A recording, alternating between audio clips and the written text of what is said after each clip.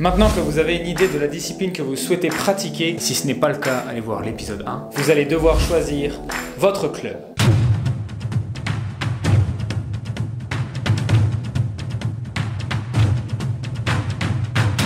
Salut à tous, c'est Ben Moudo et cet épisode fait suite à l'épisode précédent. Vous avez désormais une idée du style que vous souhaitez pratiquer et vous avez besoin désormais de chercher un club afin de démarrer votre chemin initiatique qui vous permettra par la suite de devenir un super guerrier. Cet épisode étant l'épisode 2, je vous invite à voir l'épisode 1 si ce n'est pas fait. Si c'est déjà fait, très bonne vidéo à vous. Abonnez-vous d'ores et déjà si ce n'est pas déjà fait non plus pour découvrir les arts martiaux à travers ma chaîne. Supposons que j'ai envie de démarrer le Kung Fu. Le premier réflexe que je vais avoir, c'est d'aller sur internet.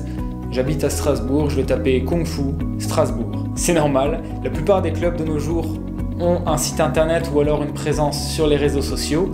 Mais attention, ce n'est pas le cas de tous. Certains clubs sont petits, n'ont que des bénévoles, n'ont pas le temps ni les connaissances de se mettre à internet. Donc n'explorez pas que cette piste, essayez d'en explorer d'autres qui vous permettraient peut-être de trouver un club qui vous conviendrait ou qui serait plus proche de chez vous. Il existe des forums d'associations, il y a parfois des fêtes de quartier où sont présentes les associations locales, des fêtes d'école. Je ne sais pas si c'est le cas dans les autres villes, mais par exemple à Strasbourg, on a l'Office des sports qui tient le livret des associations sportives de Strasbourg, où on retrouve tout dedans avec les coordonnées. Et si vous avez une idée de la discipline que vous souhaitez pratiquer, vous pouvez également contacter la Ligue régionale de cette discipline, qui a aussi une liste de tous les clubs affiliés à la Ligue. Si vous tombez sur le site internet d'un club, les infos à rechercher vont vraiment dépendre de vous. Vous souhaitez peut-être un club qui est simplement proche de vous, ou alors vous recherchez un club qui ne vous coûte pas trop cher. C'est à vous de voir, d'accord? Donc pour moi, les infos principales que je regarde, évidemment le prix, les horaires dans la semaine, les lieux d'entraînement. J'aime bien voir, moi, s'il y a une présentation du professeur ou non.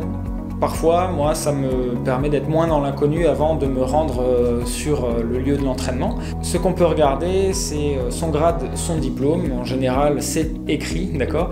Ne vous arrêtez pas à ça, même si c'est une info qui est importante. Moi, j'aime bien prendre ça plutôt à titre indicatif, puisque je pense qu'il existe beaucoup de professeurs qui ne sont pas très gradés, qui sont simplement bénévoles, mais qui ont une très bonne pédagogie, qui peuvent parfois m'apporter plus ou alors mieux me correspondre. Donc c'est une bonne info à prendre, mais ne vous arrêtez pas à ça. Ensuite, si vous avez trouvé plusieurs clubs qui sont autour de chez vous et qui vous conviendraient, établissez une liste, peut-être un top 3 de ce qui vous plairait le mieux, d'accord? Et l'idéal, c'est d'aller essayer dans ces 3 structures. Puisqu'une présentation sur internet, c'est sympa, la présentation du prof, si elle y est, c'est sympa, mais il faut essayer avant de s'inscrire.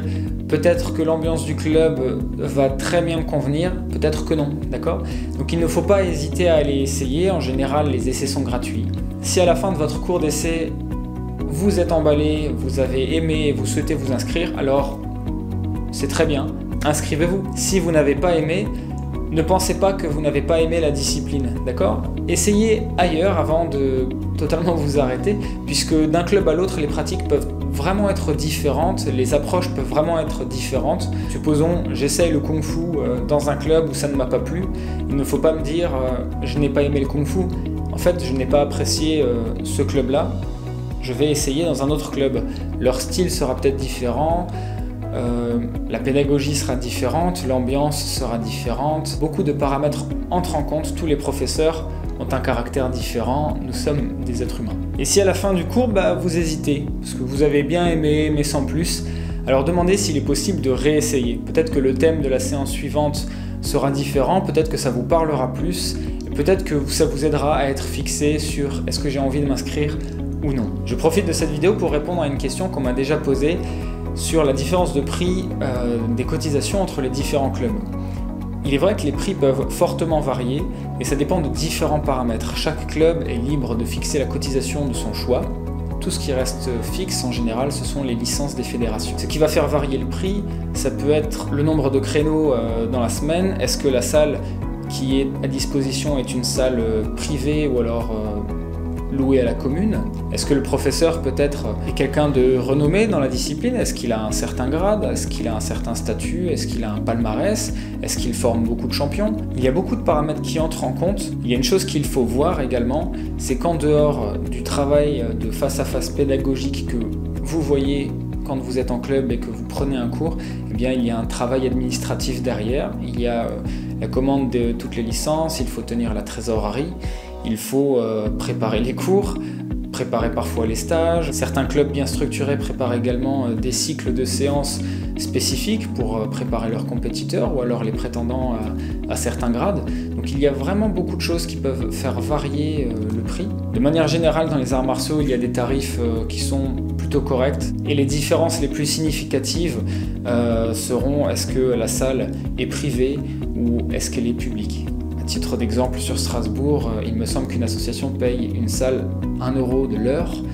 Certaines salles privées coûtent 15, 20 €, 25 € de l'heure, forcément à la semaine, sur plusieurs heures de cours, ça fait une différence. Comme je le disais tout à l'heure, l'ambiance varie beaucoup d'un club à l'autre. Certains apprécient ce côté très traditionnel avec beaucoup de calme dans la salle, on parle très peu, on travaille beaucoup, on se met à genoux quand le professeur nous parle, etc. D'autres n'apprécient pas ça. Pour moi, l'essentiel, c'est que le respect soit toujours présent. Pour moi, un cours d'art martial, il est clair que ce n'est pas la foire. Donc même s'il peut y avoir une bonne ambiance, même si on peut s'amuser en travaillant, il ne faut pas qu'on commence à être vulgaire, il ne faut pas qu'on manque de respect aux profs, il ne faut pas qu'on manque de respect à ses partenaires, d'accord?